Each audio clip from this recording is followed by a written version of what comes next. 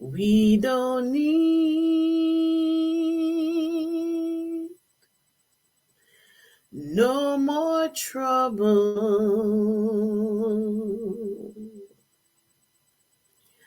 We don't need no more trouble. We jamming. Won't be like jamming too. We jamming. Simmer down, might make your heart so simmer down. Control your temper, simmer down. Won't you simmer, simmer, simmer down? Eh, eh, eh. One time people used to say, "What sweet nanny got a go running belly?" Oh, simmer down. Control your temper, simmer down. Exodus, a, a, movements of Jah people. And all of Jah people moved to the cinema recently, including myself. And we all, or most of us, or some of us, already have seen the movie One Love. And so today, I am going to take on the opportunity of sharing my viewpoints on the movie. Welcome to According to Michelle's, and this is another production in the Black History Month, highlighting the arts, and it's such a pleasure having the opportunity to highlight one of my favorite musicians in my lifetime and beyond. And so I am here to just share some thoughts with you. So let's proceed. How is everybody doing? Welcome to the show. Won't you help to sing these songs of freedom? 'Cause all I ever have, redemption song. When you write that? All my life. Are you ready for Bob Marley and the Wailers? Don't let them fool you. It's a hit. Oh no. Reggae is the people music. Awesome. So I'm going to answer a quick question. I did a quick poll of the room. Hands up if you felt that you opened a time capsule. Hands up if you felt that it was like a full music phenomenon. You see, not seeing my hand. My hand is up. Hands up if you were impressed with the entire production. Well, my hand is up because of my background. You're not seeing that it's up, but it's up. See my thumb. There it is. Thumbs up. Oh my goodness. I'm telling you, I was completely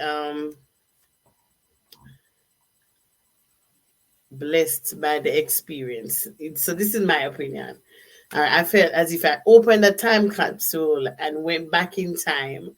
By the time he died, I was still a toddler, but I grew up with them in our consciousness a lot, because growing up, we would always see documentaries of him, see music videos of him, see his time in London, and so on and so forth. So for me, going to the movie was like opening a time capsule that was just bottled up for me just to open it now.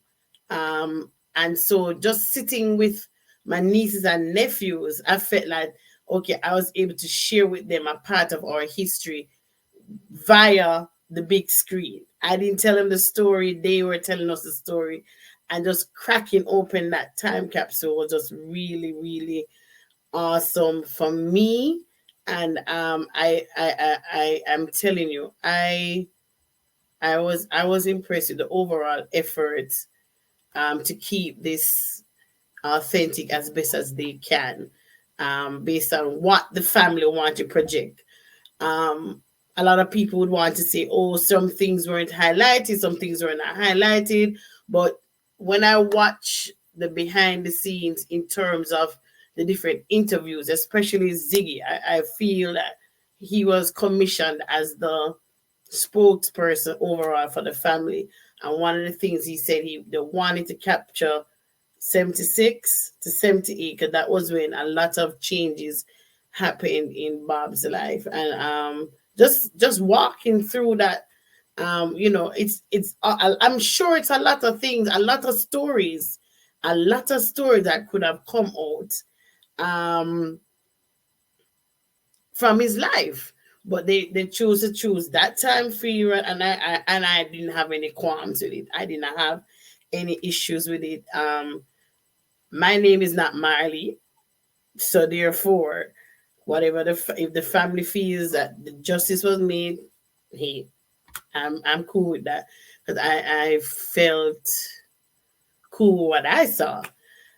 The production overall was just so phenomenal. I'm like, I know that they taped it in present day Jamaica, but just the cinematography of getting it looking like the 70s. And then I started thinking, where did they get these old cars? But I know people, back home would keep um these old cars, and talk about the moment I saw the blue Volkswagen.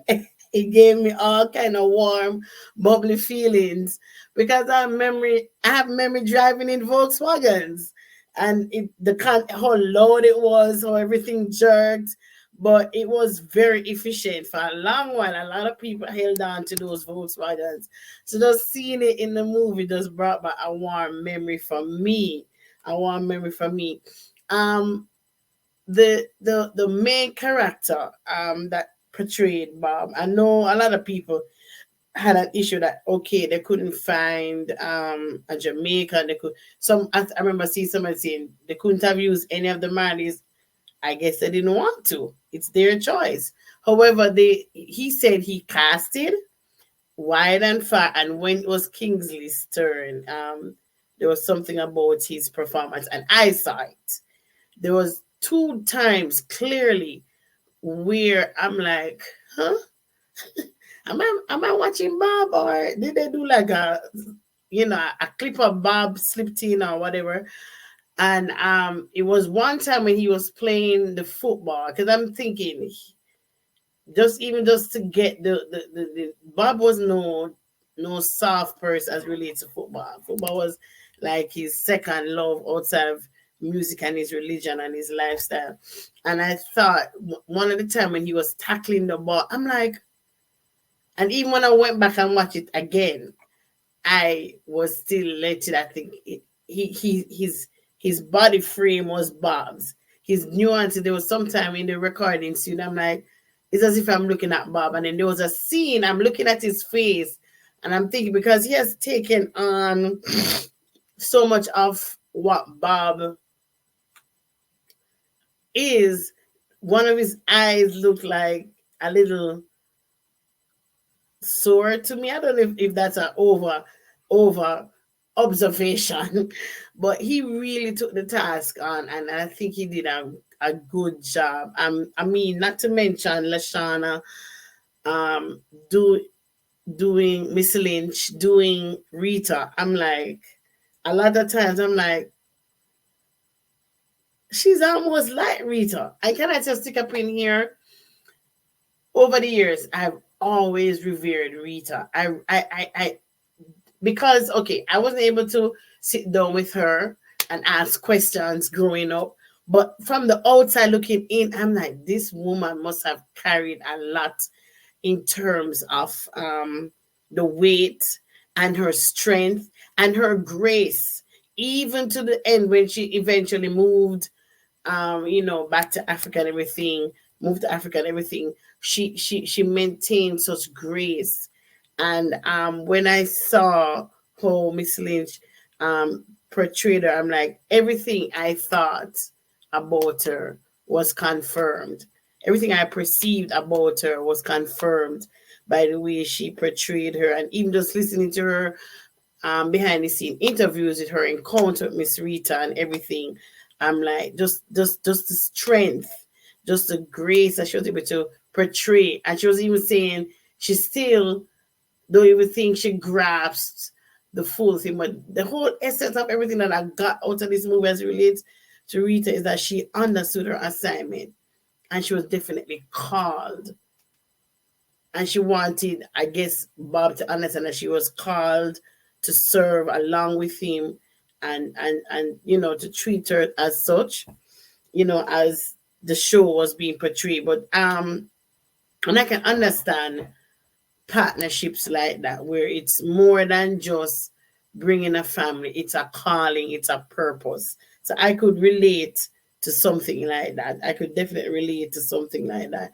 The As I've been researching for this whole production, the fact that a lot of some of the artists that were portrayed, it was their sons and relatives of the particular original artist or original person in the time of Bob.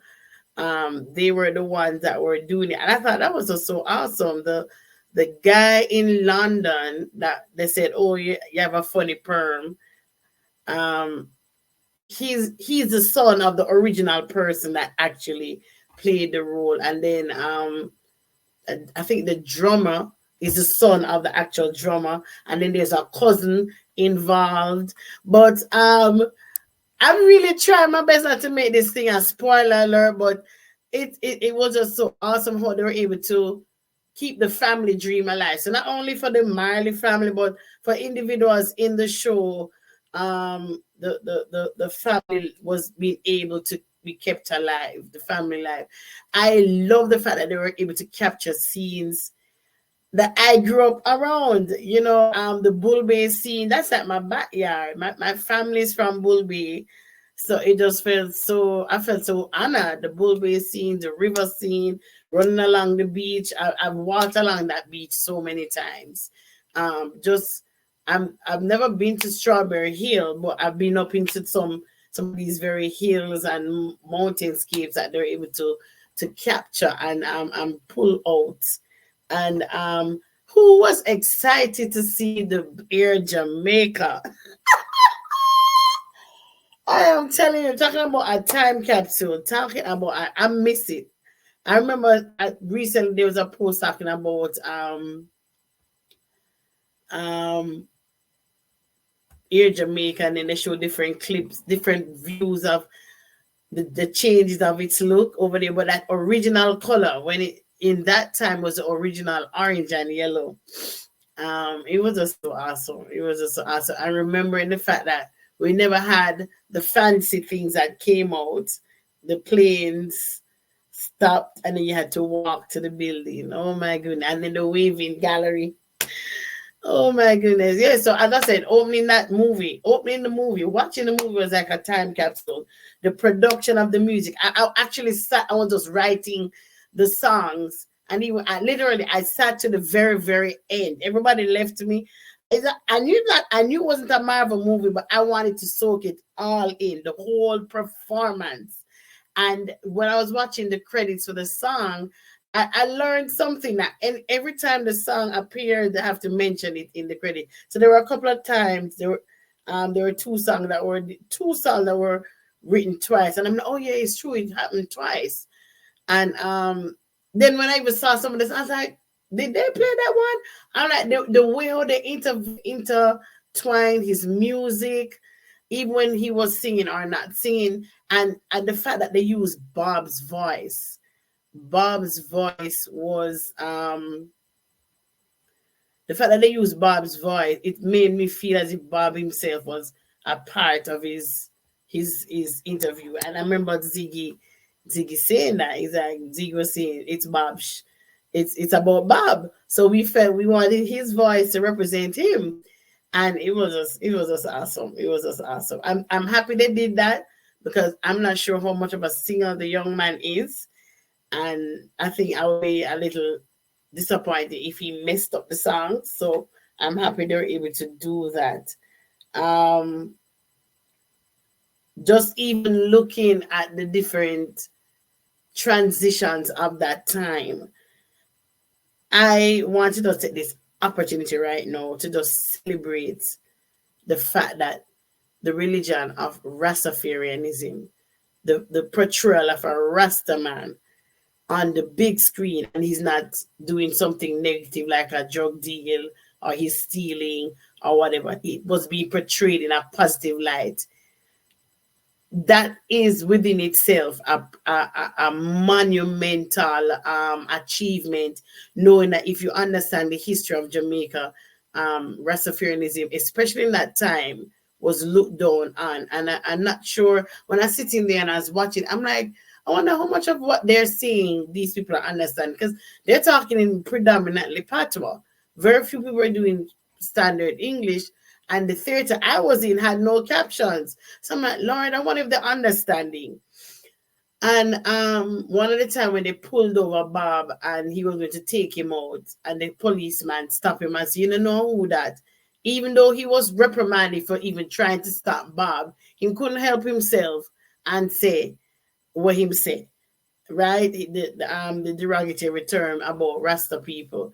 And the moment I remember as a young adult finding about that part of our history, because I really didn't.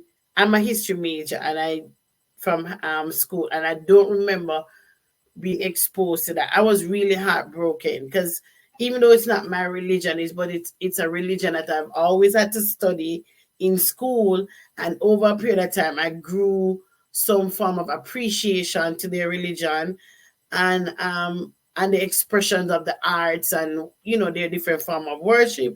And so to hear that they were treated so badly in the 70s was very heartbreaking. So when I sit and I think about it, I lay down and I say, look at that, Rasta. I get good presentation, good representation on the big screen, and leaders of our nation um, went out on the premiere to watch it. Different people of different background watching, and I think that's a great opportunity for us to celebrate the mention of that. I want to say thanks to Auntie Faye for allowing the fact that the dialect was preserved. As I was watching the credits, there was a dialect coach, which she was, and there was a language coach, and there was a voice coach. There were different coaches, but the role she played, and I've seen video clips with her walking alongside them with walking them through, and even Ziggy said it in one of the interviews I watched.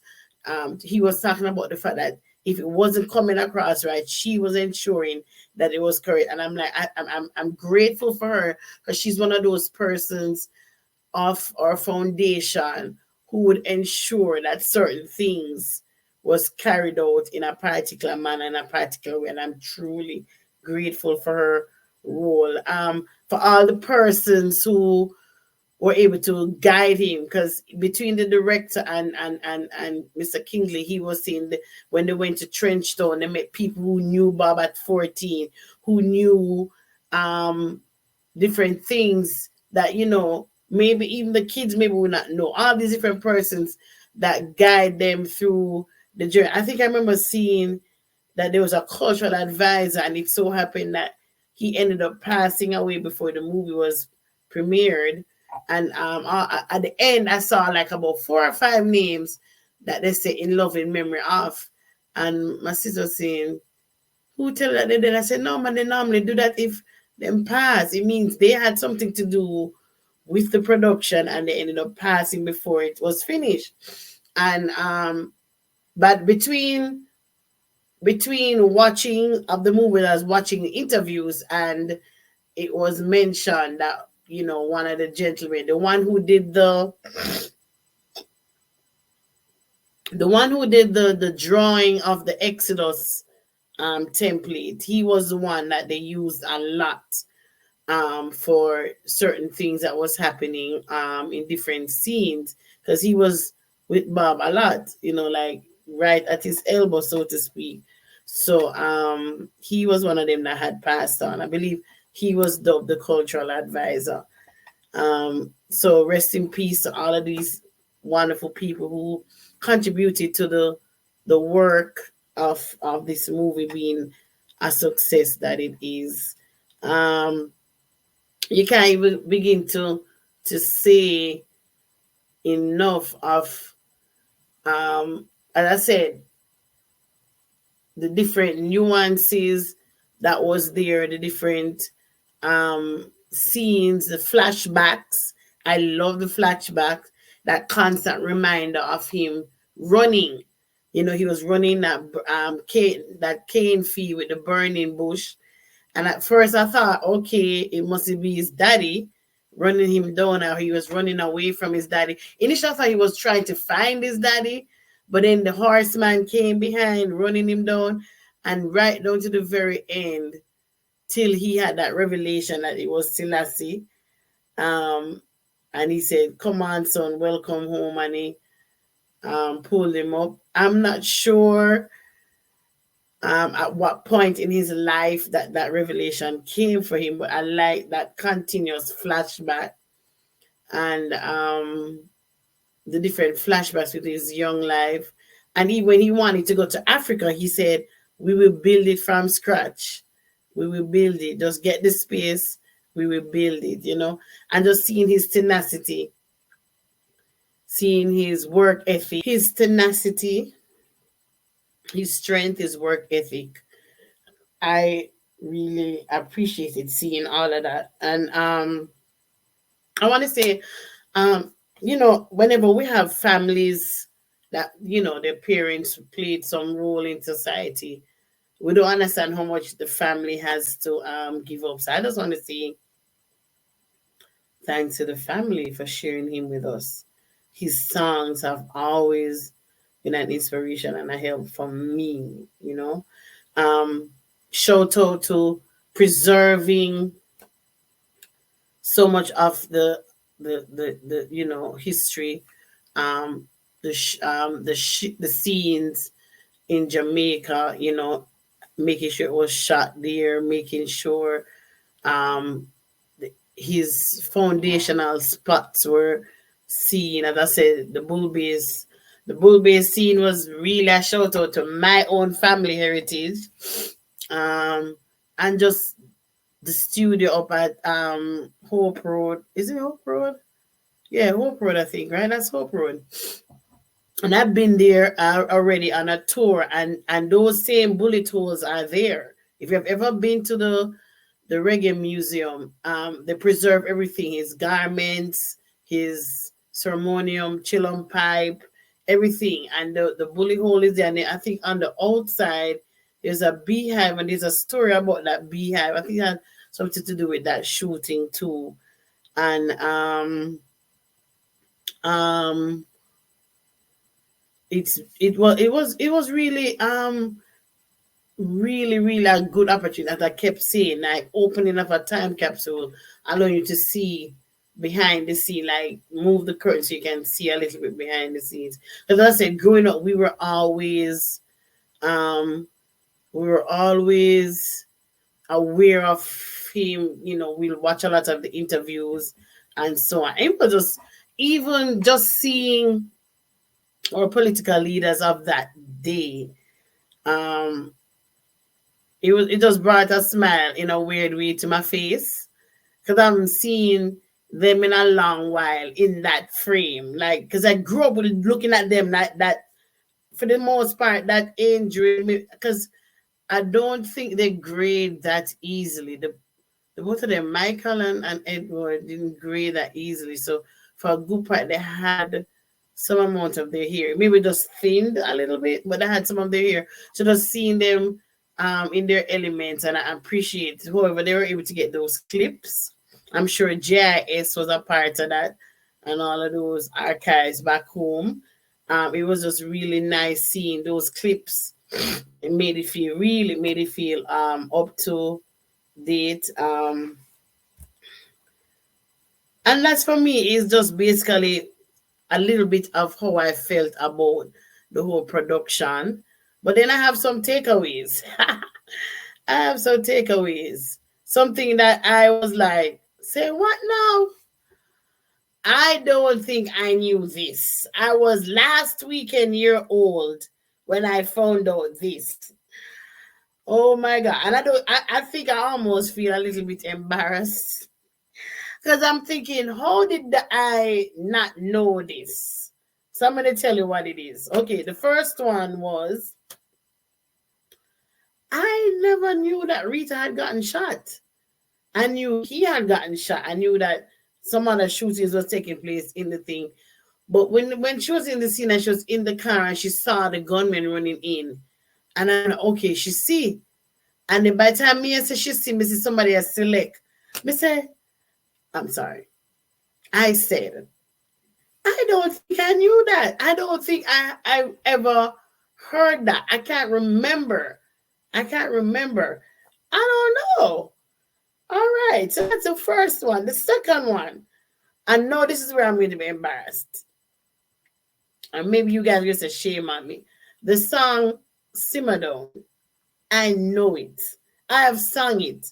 But I never knew that it was written by the Bob Marley and the Wailers. I'm singing it and I saw the scene with it and I'm like, I want to sing it. I thought it was somebody. I'm like, oh Lord. And then you know what? To tell myself out of the embarrassment, I'm like, yes, our foundational music is being portrayed on big screen, mental music. But I was like, I didn't know that. I didn't know that. All right, the other one that I didn't know. Hey, all right. Do you remember in the if you watch the movie, there's a scene where he is washing Rita's washing his hair and they're singing this song. I'm hearing the song and I'm saying I feel like I know this song. I'm finding myself singing it, but I'm saying it's a song that's in my far memory. I've heard it at some point in my lifetime, but it's not like a Exodus, it's not like a jamming, it's not like a stereotype, it's not like Three Little Bird that is quick on the tip of your tongue. So as I said, I made a list of the songs. I started writing all the parts of it that I remember. And at the end of the day, I went and I found what the actual title is. The title is Selassie is a Chapel. Hail Selassie, the Trinity. La la la la la la la. Take your troubles to Selassie. La, the conquering lion, King of Kings, something like that. Something like that. I don't. I'm mixing up the words. I'm sure, and I apologize. But as I said, I know I've heard it at some point in my lifetime, but I didn't know it like how I know any other ones. Like all of the songs that were playing, my finger gone up in the ear, and me I try to make it look like more I take over the people, I'm sure. But I'm telling you, this was this was these were the things I never knew or didn't pay much consciousness to. I'm like, oh my goodness, it's something else. I'm like, okay, all right, Shelly, all right. So yeah, so that's a little bit about how I felt about this movie, One Love. If you have not seen it, I would recommend that you go. Don't follow the hype. Don't let other person's opinion of what they felt should and should not have happened rob you from that experience. Go from your own opinion. Maybe from my review you want to go see, or you may not want to see, or you may still hold your opinion. My aim on this review was never to show any bad light or negativity. um it's just my perspective of how I felt about it. And I keep digging in my mind. It wasn't anything negative about it. Maybe I'll find something, but I didn't find it after two watchings. I watched it twice, literally. and I've watched the interviews, not necessarily to get a colored perspective, but I just wanted to have an idea, the thinking, especially from Ziggy's perspective. I've heard Sidella, I've heard Sharon, I've heard Rowan, I've heard what's his name again? Steven. Even I found an interview of a granddaughter, which when I heard her talking, I'm like, okay, this is interesting. Let me listen to even what the next generation thinks. So it was just a privilege for me to just hear that and watch the show and come up with these. And I'm thinking, as I said, one of my biggest thing is the celebration of the fact that the Rastafarians, as a religion, as a people, were being portrayed in a positive light, is not in a negative, and the highlighting of their religion. When I heard the drum say yes, and the priest and the whole the whole portrayal of their religion and stuff. And so yeah, um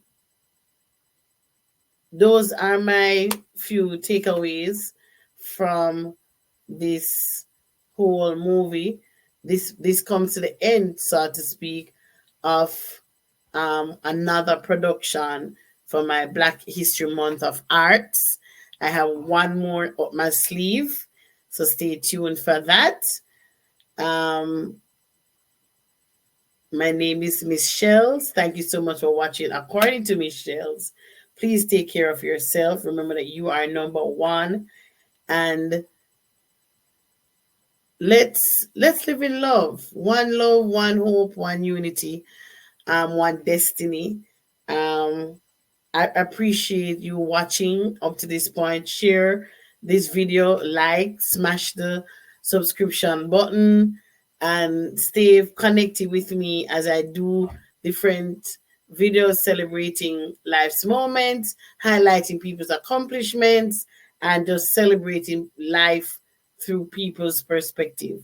All right. You have a wonderful rest of your day. Thank you so much for making it according to Michelle's. Peace. Peace. No woman, no cry. Doom, doom, doom, doom. No woman, no cry. I. No woman, no cry. I shot the sheriff, but I swear it was self-defense. Ooh, ooh, ooh. I shot the sheriff,